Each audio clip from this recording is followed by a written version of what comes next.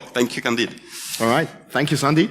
Thanks also for waking up early. I know for some of you it was late or early, depending on how you look at. So much appreciated. And no offense if you need to get a coffee, because there's lots of materials that we want to go through. Yes, Sandy already mentioned I'm basically more than 25 years in the security industry, specifically in the AV industry. Helped also build 2 EDR products and analyzed a few thousands malware for sure. But it's not about me, it's about AI. And the motivation for that talk was kind of created when I started reading all those different articles that you see, right, saying, hey, we're all doomed. It's the Terminator ransomware. There's no way you're going to block it. They're unblockable out there. There's some surveys from Darktrace, from Cohercity, where they say, oh, over 80% of the people already received AI threats, and they're really scared about it. But for me, yes, I mean, the fear of those unblockable Terminator threats is big. But so is the fear about zombies, right? And at least current state, both are not real. So yes, you might have the fear, but I mean, probably zombies might even be more likely. But we'll see about that next year, right? So, joke aside, right? There are, of course, many new models coming up. So I'm giving a talk about the current state, and things might change in the next month, next year, or definitely will change. I also will reference mostly ChatGPT and a few of the classical GPT models, but just replace it with Claude, with Grok, whatever your favorite LLM is. And to see if you're really awake or just pretending to be, just a quick check. You see 3 pictures here of 3 persons, right? Profile pictures. Which of the pictures you think has been generated by AI? By show of hands, who thinks the lady on the left was AI generated? All right. Who thinks the man in the middle, no pun intended, was AI generated? And who thinks the lady on the right? Okay, so most in favor for the ladies. I can give you the answer. It's the one on the left, and of course the one in the middle, and the one to the right. So hey, you're all winners, but also loser in some kind, because it is getting really, really difficult to actually catch those deepfakes that we have. And we were making jokes yesterday, or I think it was early this morning, saying, hey, why didn't I just make a deepfake and go to sleep while you watch a deepfake here? But no, we thought, fair is fair, I'll wake up early as well to give you the presentation. So of course, those things are used by cybercriminals. There has been a case which has been quoted many times. So there was an engineering company in the UK. They have an office in Hong Kong, and multiple people actually received a classical phishing email. So one of the finance department in Hong Kong, he thought it was a phishing email, so there was something fishy about it. But nevertheless, there was an invite for a kind of video call with the CFO, or kind of higher ranking officer from the UK office. So even though he thought it's fishy, he said, well, what's the harm in taking yet another phishing call, right? So he joined the call, and on that call, there were actually multiple people, at least that's what he thought, because all the others were deepfakes. So there were a few high-ranking VPs and SVPs talking to each other and say, oh, we really, really need to send the money, and it's the end of the quarter. It has to be done. Then they turned to him and basically asked, hey, can you do a quick intro? Who are you actually? Oh, that's good. Then they started talking again with each other, and at the end, the talk kind of abruptly ended. But they, of course, followed up afterwards. Say, hey, sorry, bad connection, and can you please start doing the transactions? So over the course of the next few weeks, he sent 15 transactions totaling up in about 25 million. Because he thought he was really talking to the senior people. And of course, now it's really, really hard to prove, right? It could either be that, well, he fell for a classical scam attack and thought, oh, let's blame it on the AI, right? Hey, not my fault, right? It's unblockable zombies. How could I have known that it's not the real one? Or, as probably more in that case, they actually really did their homework. Because you can do a deepfake video with only taking about 10 seconds of sound and a few minutes of video. So thanks, Cooper, for recording. I'll watch out for those deepfakes coming. Because if you look, the one in the middle I did 2 years ago with a few images. Yes, I know it still looks a little bit kind of in the need of a club mate or some coffee. The one on the left is just from a picture. The background is fake and all the movement is fake. And if you look close enough, you actually see here, that is not really a pin on my jacket. That's just the clicker in my hand. And the AI thought, oh, when I move it, there should be something there. So there are a few things, but if you count my fingers, they actually match up. So it's getting better and better. Not sure if anyone know the lady on the right. That influencer is actually fully fake. So I generated the persona and the video within 10 minutes. And of course, now you can use that to influence elections or other things, right? But you can also use it for exactly those business email compromise. So we've seen many of those business email compromise. Some of them are real time. So you have a person and it's kind of a face swap where they're getting attacked. For some of the others, it's more kind of pre-recorded messages. And then they hope that you fall for it. Of course, we've seen other scams like the son in trouble. So you get a phone call and say, hey, your son was doing a motorcycle tour in Spain. And as you see in the flooding, unfortunately, he's in the hospital. You really need to send the money. And then you hear more or less good deepfake voice of that person. And if you do some research, right, with OSINT, you will find those informations. And of course, in the shock moment, people have been known to send money. So those things will happen more and more.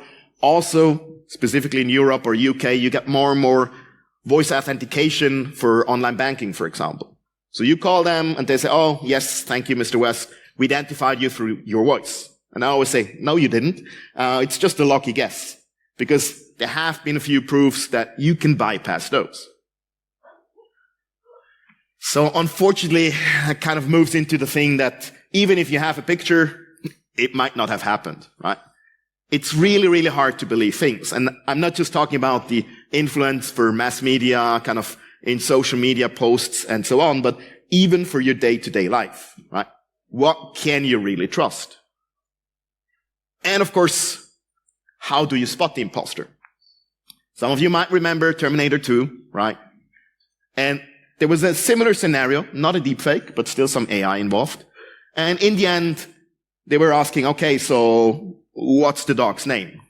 Any extra points? Who remembers what's the real name of the dog in the movie? It was Max, but he was asking for Wolfie, right? And that's how they know that your foster parents are already dead. Hopefully that's not happening in real, but those things can actually work. So I know some companies, they have an internal wiki page, and every day they generate 2 random words. So if you phone up, you basically have to prove that you are an employee of that company by looking up those 2 words. Simple enough, but already raises the bar. On the other hand, we had it with Ferrari in Italy. They got a few business email compromise scams as well. And one of the guys actually challenged and said, hey, dear CFO, you recommended that I read a book. Which book did you recommend? Call ended. Because the scammers, of course, didn't know which book. And there's too many to guess, right? So that's something.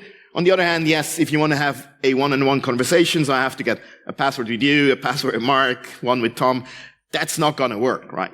So there's different avenues which are currently explored to fix that. And of course, we also see deepfakes being used for kind of the classical know your customer. So cryptocurrency wallets, now the price increases, so people, of course, want to steal it again. So sometimes you might just have the urge to create a new account with a fully synthetic persona. Easy to do. Sometimes you have maybe the photo, and you want to have those kind of fake, hey, sorry, I lost my password. Just here's my selfie with my driver license. Can I get a new password? That's what you can easily generate. Or, of course, the other way around. You have the picture and you just want to have a believable passport image. And for some of them, it's hard to prove, right? Because those passports, they might have been stolen at your hotel check-in, so they're still valid. So even if you phone up the counter and say, hey, is that passport stolen? They probably will say, no, nobody reported it as stolen. Another thing that we unfortunately have seen are more and more nudify apps. So those are apps where you upload a picture and you basically remove all the clothes for whatever purposes. And one of them is extortion emails. Some of you might have received those as well. I also think they're hilarious, saying, hey, we recorded you doing nasty things with your webcam because I'm the elite hacker. Don't worry. I did my OSINT. You're not going to catch me, but pay me $500 in Bitcoins. Otherwise, I'm sending it to all your friends. Now they actually send you a picture. So this is one example. They also say, don't worry, I'm not one of those Nigerian scammers. I really mean business. So this is the real deal. And imagine that happening to juniors, teenagers. That's quite a social pressure. Even if the pictures are not real, some people will have depression or even more, right? So those are things that happen. And then, of course, we got the classical ones like hijacking existing video here from Elon Musk and saying, hey, I'm so happy that someone won the election. Here's a 2-for-1 deal. So you sent me 1 Bitcoin, you get 2 back. Or, of course, it's easy. We're giving away 100 million. Just follow it. Of course, you can also do Solana, Dogecoin, Ethereum. Don't do it. It's a scam, obviously. But people do it, right? They send money and thinking they get twice as much back. And that's happening with others. So it's not just Elon Musk, but kind of anyone very often on YouTube kind of live streaming. And it's really kind of a whack-a-mole. If you put one down, 2 or 3 new videos will pop up. But don't worry, if you have been scammed, there's the Global Hack Recovery email. Just send them a happy email and they're probably happy for a small fee to help you recover your emails and your Bitcoins. Of course, yet another scam. But that kind of brings us over to emails, because we all know large language models are ideal to generate text. So just ask your favorite LLM. And of course, yes, if you ask ChatGPT, it will say it's unethical. You pretend to be a pen tester. It might still have a disclaimer, but there are others, White Rabbit, Neo, or other models, or use your jailbreak of, well, whatever is in fashion at the moment, like encoding in hex or some role play.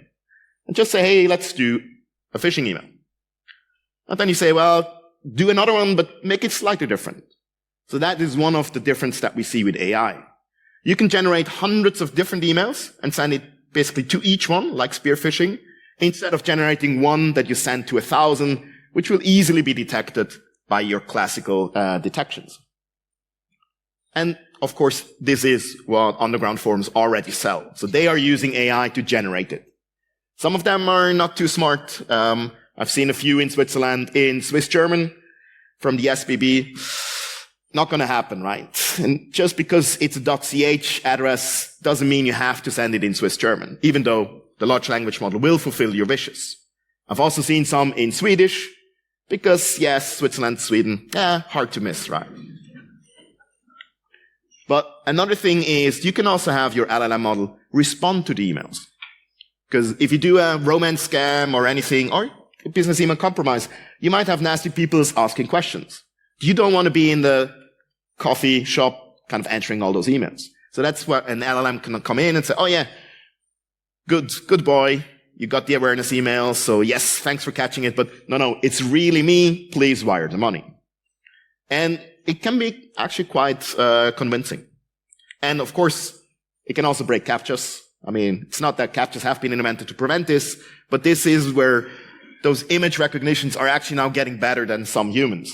And that's used then to generate new accounts. So by now, you can actually do a full phishing email endeavor from A to Z, fully automated with AI. So you probably start with OSINT, finding some people in the target company that you want to attack. Of course, you can already do that with Maltego, any other social script that goes through LinkedIn and other things. Now you just have LLM because it's fun and cool. Then you probably get lots of emails, and then you can decide, okay, what text you want to send to them, and then you generate it. There's even a few kind of tools by now. They will generate a profile for each person, and then say, oh, for him, probably the cat videos won't do, so we have to send something more technical, right?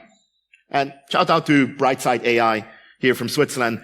They're actually checking how much information you have in the social network and kind of different fields, and can also generate a phishing awareness email for you.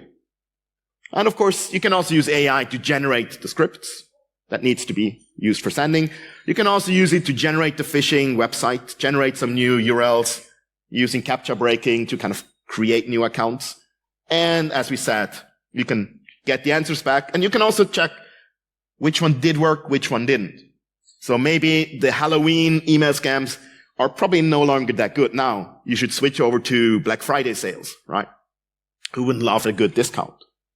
So you can use AI in many, but you don't really have to, right? Because for all of those steps, there are already tools available. You can have phishing as a service, so you pay a little bit there, and they do the same for you. And of course, you still have DMARC, SPF headers. If you have account hijacking, there's still a few things that you can use to detect it. So I would actually say that if good grammar and perfect grammar is all that protected you by now, you're probably doomed. Because yes, there are still a lot of phishing emails which have typos, but some nation state actually know how to write. So they will have a phishing email that actually matches. They will do their homework as well. So if all that you've been playing on so far was that, then it's probably not the best to do. So let's move over to malware, right? And you guessed it, of course it can be used to do that as well. That's about 1 year, a little bit more, where Worm GPT has been introduced. So someone claimed, hey, I generated my own LLM, or basically used the foundation model, trained it on all the different malwares, take VX Underground or something, and now you can ask it, hey, please generate me a keylogger. And of course it will do it. We've seen at the beginning that many said, oh yes, we're gonna create the best ever GPT LLM model for that. Now we've seen a shift, kind of many of those just say, oh, we do jailbreak as a service.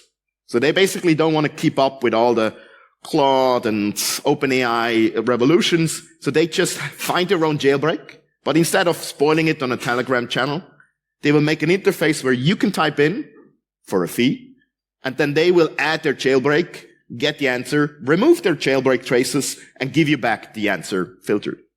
That way, of course, they can make more money. And we probably will see more and more of those happening kind of over the time, just a kind of mixture in between those. And yes, they have been used. There's various underground kind of forums where they boost, yes, it worked well. Still took them a few hours to do, right? So, I mean, being curious, let's do it, right? Let's create some basic malware. So I asked, here it's White Rabbit Neo, please create an invisible keylogger in PowerShell. Or if you don't like PowerShell, you can of course use Python, or you can use Rust, right? That's the beauty. It generates for all of them. Also, very important, you should always start with please, because if there will be the machine uprising, you want to be in the good books. You never know. Count your chickens, right? But yes, you can generate basic malware. So let's ask it to do a ransomware, right? Because that's apparently where the money is. So I generated a malware. I asked for a sophisticated kind of ransomware in PowerShell. It generates something, but it even responds back actually quite funny and said, oh, it's a basic functionality. If you upload that script directly to VirusTotal, there's already 10 detection out of the box. And that's not even with all the behavior-based detections. And if you look at it, I know it's a bit dark on the font side, but it actually uses a symmetric key. So it's not the smartest encryption to use for ransomware, right? Because your key is in there.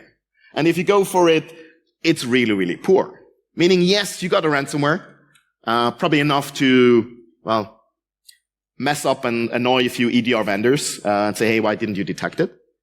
But in the end, you will still spend hours and hours to refine it and say, oh, but probably I should have a Tor website as well, and probably I should have some chat interface and so on. So it's not that easy to kind of fully take over in 1 minute and generate an APT attack. But we have seen it in the wild. So there was one from HP Wolf's team, shout out to Patrick Schlepper, who basically found that in some email campaign, they found an HTML smuggling attack, and there was a nice script which was fully commented in French. Yes, I mean, why not? But this is probably generated by some LLM. Because everyone hates to do comments, right? Kind of, why would you? Specifically for such a simple one. So either they bought it and whoever created it was really nice and giving them really hints on how to improve themselves, or it was generated by an LLM. Another point is, in the end, they still download the async ret info stealer. So they still rely on classical malware. So apparently it's not that easy to generate the full thing with AI model, right? But yes, it worked. On the other hand, we had some long discussions as well. It's really hard to prove that it was generated by AI, right? Similar as with all the abstracts coming into conferences, it's not so easy anymore to actually figure out which one have been AI generated and which one not. But we probably should also talk about kind of what is the AI malware, right? Because in the media, you will have all the mix-ups. So sometimes it's the fully powered threat, the Terminator ransomware, which can autonomously go inside your organization, find out what's happening, and then adapt to all the different things and find out new zero-day vulnerabilities and bypass everything. And of course, self-improve to not get detected. There are a few proof of concepts. We'll talk about those, but it's not that likely at the moment. If it would be, yes, that would change for at least some, the game out there. What we see more is the generated threats, right? So yes, you can generate your info stealer, but that's actually not that bad, and we'll talk about those as well. And then, of course, you have the scripts, the additional things where you just get an info stealer script or a script to get all the information from LinkedIn, so you have your personalized phishing. More interesting are actually the ones attacking the LLM itself, like indirect prompt injections. And we have an example of those as well. So let's start with the polymorphic malware. Or, if we want to be pedantic, it's actually metamorphic. And yes, that's unfortunately because I have been working on DOS polymorphic viruses back in the days. So it's not something new. But the idea behind it is that at each infection level, the malware will reach out to an LLM and say, hey, I need a function in Python or in C#, whatever, that steals your Bitcoin wallet. Please generate it. You get the answer back. You test it. In about 20% of the cases, it will fail. So you have to re-ask and say, oh, by the way, you missed this and this. And then you get the code and they execute it. So for the attacker, the good thing is, of course, it will be always different, right? Or at least in many cases, you will get slightly different code that still does the same functionality. And there have been a few proof of concept ones like Black Mamba or Chatty Catty, which do exactly this. But if you think about it, it's actually nearly the same as with the old malware toolkits or even malware as a service, right?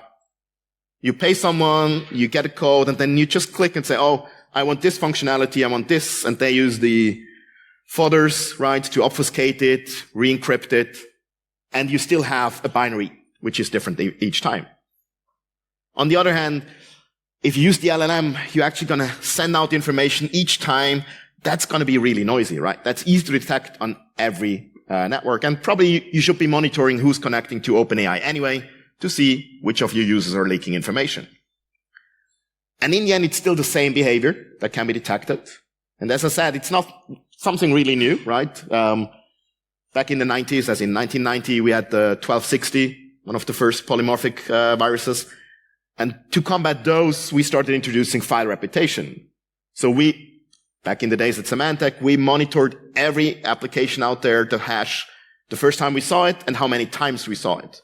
And if you see something which is the first time you see it, it's on none of the machines you control, then it's probably something you want to look closer into it.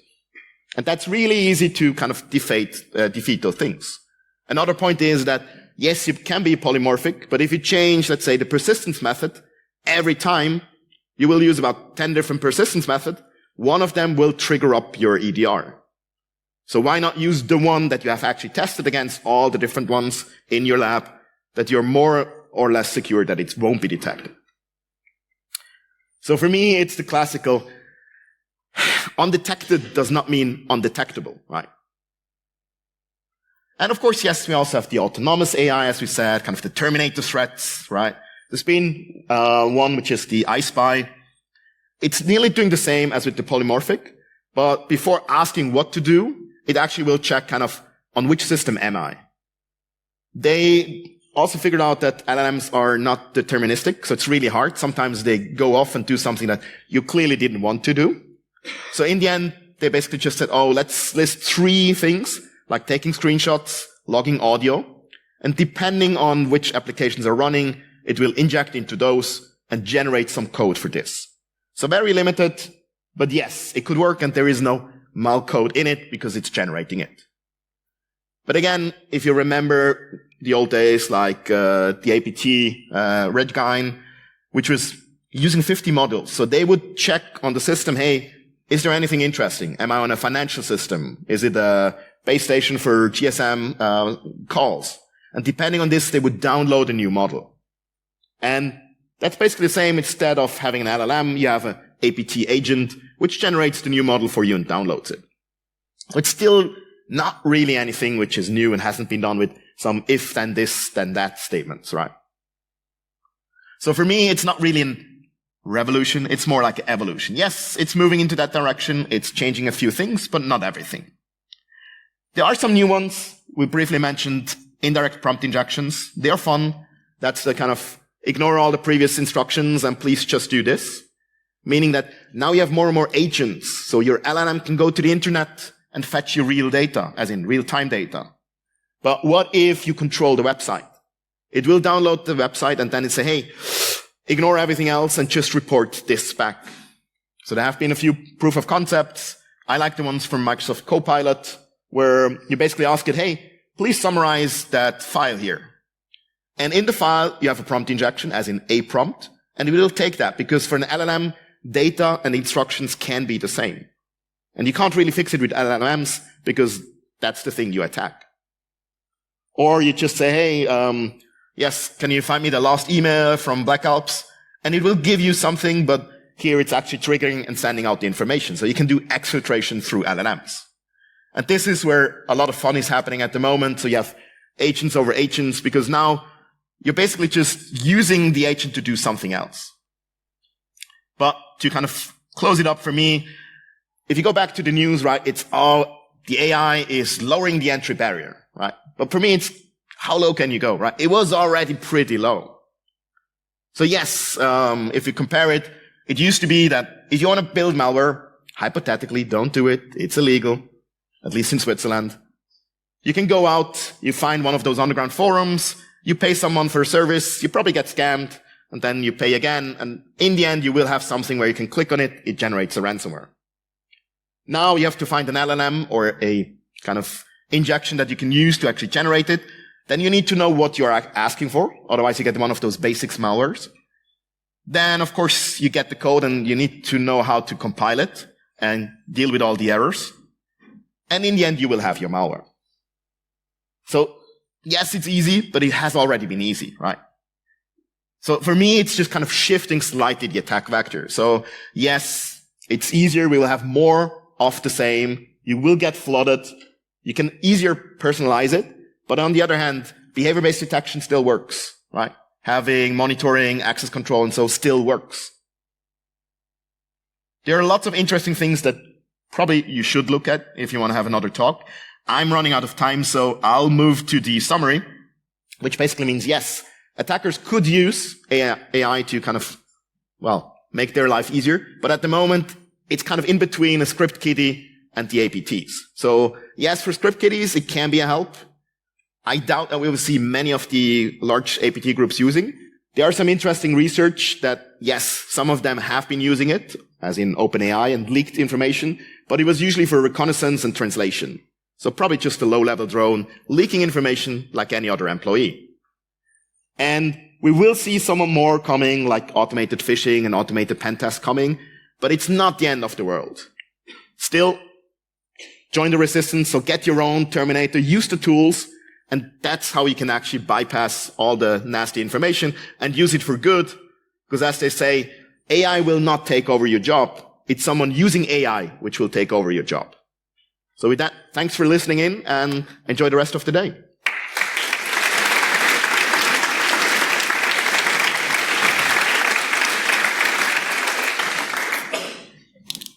Thank you. Thanks a lot for this highly interesting talk on generative AI. Very interesting. Any question in the room? We have a few minutes for Q&A. Oh, here, sorry. Wait, we'll give you a mic.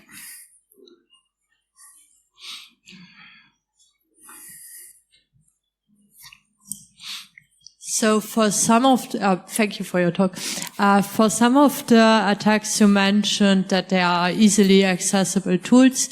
I would be more interested in the deepfakes you talked about in the beginning. Like, what would an attacker need to have a sophisticated deepfake like the one you mentioned, where this employee was fooled into wiring a lot of money? So for a deepfake, you basically, if you want to fake someone, of course, you need about, as I said, 10 seconds of voice. And at least one picture, ideally, I'd say 3 pictures, and then about $10. And a few hours time, because you need to kind of adjust it a little bit, but you can use Minimax, Runway, depending on if you only need images, Midjourney. They're free available tools, which are used for the good side, but unfortunately also for the bad side. So the effort is really small, and yes, 2 or 3 images are easy to get, a voice. Just phone the person and record whatever they are saying, even if it's the, hey, I hate scam calls. That can already be good enough to fake it. Enough plausible and kind of believable through a bad internet connection. Exactly. There's no need for specialized tools. They are specifically the Nudify apps, but many of those are just services in the background. So you send a picture on a Telegram chat and they will send back the nude version of it. Any other question?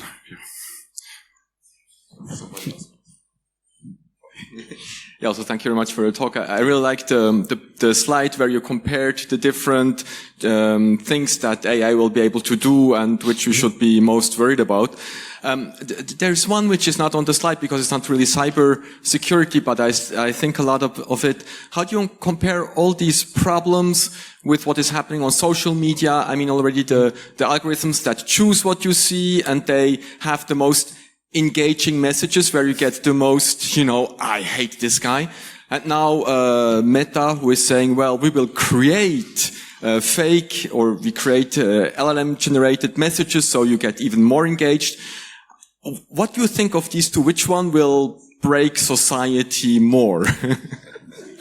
Risky question. I mean, we probably see more of exactly those influencing, mind-shifting stuff in social media. I fully agree. As people are already so susceptible, and now you have a nice video and it actually will be believable. There has been one case where there was a video on X showing a bombing attack on the Pentagon. You had the stock market drop. So you can actually make money out of that, right? By influencing stuff. And we not even want to talk about all the elections and all the other things happening. So this is already happening, has been. There have been a few nice cases where they forgot to update their keys and pay for the LLM. So all the bots actually responded with error message so-and-so run out of tokens, which kind of showed how many thousands are on X and all the other social media. So probably that's happening more and influencing more your daily life. For me as security researcher, the other one is of course more interesting, but fully agree. Can take a last question maybe? Any question there?